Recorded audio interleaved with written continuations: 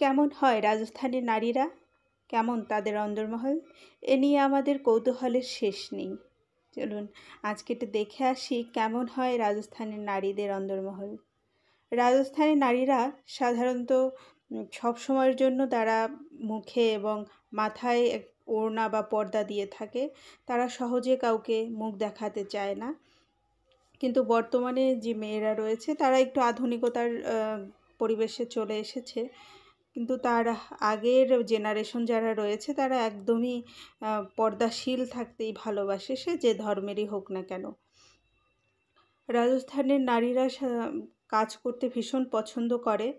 তারা ঘরকুনোর কাজই বেশি পছন্দ করে এবং হাতের কাজ যেকোনো কিছুতে তারা সবসময় নিজেকে ব্যস্ত রাখতে চেষ্টা করে।